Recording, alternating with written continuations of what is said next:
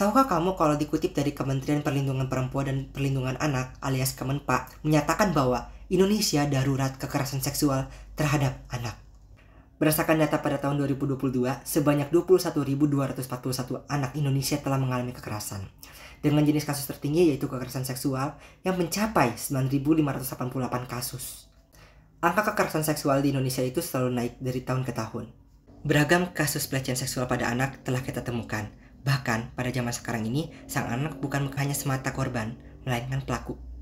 Seperti kasus remaja berusia 14-15 tahun terindikasi melakukan pesta seks di Belitung Timur.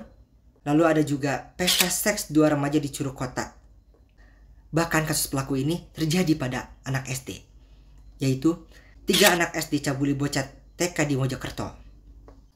Lalu di sini timbullah pertanyaan, bagaimana kita mencegah kasus kekerasan seksual pada anak?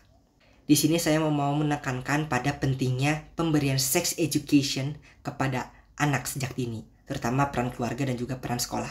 Karena kultur di Indonesia itu masih tabu dengan hal tersebut, terutama orang tua yang masih memegang konvensional menganggap bahwa sex education ini adalah hal yang tidak penting dalam mengajarkan pada anak.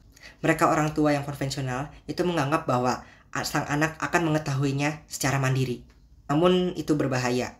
Jika sang anak itu punya rasa ingin tahu yang tinggi, namun tidak difasilitasi dengan baik dari lingkungan, entah keluarga ataupun sekolah, yang ada sang anak itu bukan mendapatkan pendidikan seks, melainkan pendidikan pornografi. Oke, tidak perlu detail menjelaskan terkait dengan pendidikan seks kepada anak karena menyesuaikan usia, namun yang penting anak itu paham konteksnya, bahwa alat kelamin merupakan hal yang privasi. Tidak boleh memegang ataupun melihat orang lain, dan orang lain pun tidak boleh memegang dan melihat alat kelamin saya. Ada beberapa orang saja yang boleh melihat alat kelamin saya seperti mama ataupun hal lainnya. Lalu beritahu sang anak kapan saat-saat dia harus meminta tolong kepada orang sekitar. Seperti berteriak sebagai upaya untuk pencegahan seks terhadap dirinya.